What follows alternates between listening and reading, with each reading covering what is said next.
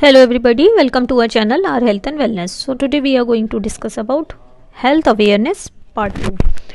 Health awareness में हम कुछ हेल्थ से रिलेटेड टॉपिक्स पर डिस्कस करेंगे। तो इसमें आज सबसे पहले टॉपिक डिस्कस जो होगा वो है benefits of olive oil. Olive oil consume करने के क्या बेनिफिट्स हो सकते हैं, तो आज हम उसके बारे में डिस्कस करेंगे। सबसे पहले तो ये कोलेस्ट्रॉल लेवल्स को डिक्रीज़ करने में हेल्प करता है। इसमें मोनो अनसैचुरेटेड फैटी एसिड्स काफ़ी अच्छी क्वांटिटी में होते हैं, जिनका बेनिफिट ये होता है कि आपके लो डेंसिटी लाइपोप्रोटीन्स को डिक्रीज़ करते हैं, हार्ट डिजीज़ के रिस्क को डिक्रीज़ करते हैं। आप जब भी अपना लिपिड प्रोफाइल कराते हैं तो आप देखेंगे उसमें कुछ पैरामीटर्स होते हैं, जैसे cholesterol, low density lipoproteins, triglycerides, high density lipids. तो उस कैटेगरी में ये सब आता है। तो उसमें अगर कोलेस्ट्रॉल हम देखते हैं, ट्राइग्लिसराइड और cholesterol levels and low density lipoproteins ज़्यादातर लोगों के बढ़े हुए आते हैं। तो अगर आप ऑलिव ऑयल को कंज्यूम करते हैं तो इस तरह का रिस्क कम हो जाता है। दूसरा ये आता है कि जैसे जो डायबिटिक्स हैं या प्री डायबिटिक स्टेज पे हैं, तो उनके ब्लड शुगर लेवल्स डिक्रीज़ करने में, कम करने में काफ़ी हेल्प कर सकता है ऑलिव ऑयल, क्योंकि आपकी बॉडी में ये इन्फ्लेमेशन को कम कर देता है, इंसुलिन सेंसिटिविटी को इम्प्रूव करता है, thereby blood sugar levels को डिक्रीज़ करता है।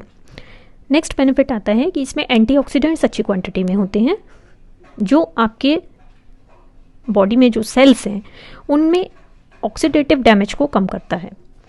इसमें विटामिन ई अच्छी क्वांटिटी में होता है, विटामिन के अच्छी क्वांटिटी में होता है, जो क्रोनिक डिजीज़ के रिस्क को कम करता है। ओवरऑल ये आपकी बॉडी में एजिंग के साइंस को भी डिक्रीज़ करता है, एजिंग के प्रोसेस को भी स्लो डाउन कर देता है, आपके डाइजेशन को इम्प्रूव करता है और कॉन्स्टिपेशन के रिस्क को भी कम करता है। तो जिनको कॉन्स्टिपेशन रहता है तो उनको ऑलिव ऑयल कंज्यूम करने के बारे में सोचना चाहिए।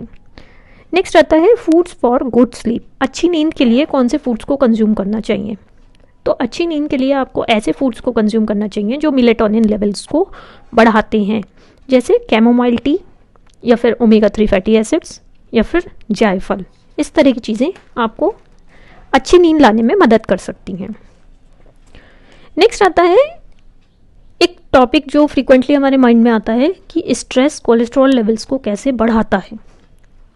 तो होता क्या है, जब हम स्ट्रेस लेते हैं ब्लड प्रेशर राइज करता है, कॉर्टिसोल लेवल्स राइज करते हैं, कोलेस्ट्रॉल लेवल्स भी राइज करते हैं, लो डेंसिटी लाइपोप्रोटीन्स भी राइज करती हैं, ट्राइग्लिसराइड लेवल्स भी राइज करते हैं, वेट गेन भी ज़्यादा होता है, और इन सब से क्या होता है, क्रोनिक डिजीज़ का रिस्क बढ़ जाता है।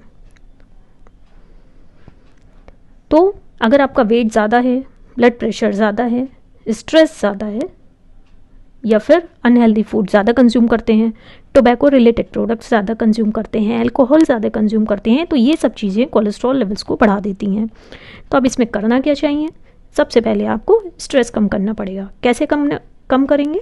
आपको 8 आवर्स की स्लीप लेनी पड़ेगी, योगा प्रैक्टिस करना चाहिए, मेडिटेशन लेना चाहिए, फाइबर इंटेक अपना बढ़ाना चाहिए और फिजिकल एक्सरसाइज इंक्रीज करनी चाहिए। नेक्स्ट आता है protein rich foods for vegetarians. Vegetarians कौन से प्रोटीन रिच फूड्स को ले सकते हैं? तो प्रोटीन का बेनिफिट ये रहता है कि आपकी बोन हेल्थ इंप्रूव होती है, मस्कुलर हेल्थ इंप्रूव होती है, वेट लॉस करने में हेल्प मिलती है।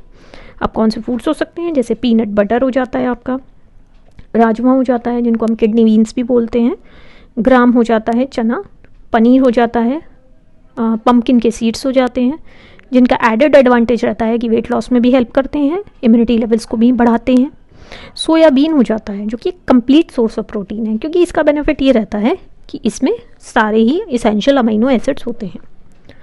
नेक्स्ट आता है पीस, और अगर येलो पीस है तो और भी अच्छा है। नेक्स्ट आता है स्पाइनच, पालक या फिर ब्रोकली। तो इन सब में प्रोटीन्स अच्छी क्वांटिटी में होता है। नेक्स्ट टॉपिक आता है मैनेजमेंट ऑफ स्ट्रेस। स्ट्रेस को हम कैसे मैनेज कर सकते हैं? तो कुछ टिप्स हैं, जैसे आप योगा प्रैक्टिस कर सकते हैं, मेडिटेशन प्रैक्टिस कर सकते हैं, टोबैको, अल्कोहल, स्मोकिंग से आपको दूर रहना चाहिए। जब आप ऑफिस में वर्क कर रहे हैं तो थोड़ी देर में ब्रेक ले लेना चाहिए। Minimum 8 hours per day sleep भी लेना चाहिए। डाइट में देखें तो होल ग्रेन्स लेने चाहिए, प्रोटीन्स लेने चाहिए, फाइबर लेना चाहिए, और नेचर के बीच में टाइम स्पेंड करना चाहिए। You should walk fast for 20 minutes also. So आज के लिए बस इतना ही। That's all for the day. Thank you so much.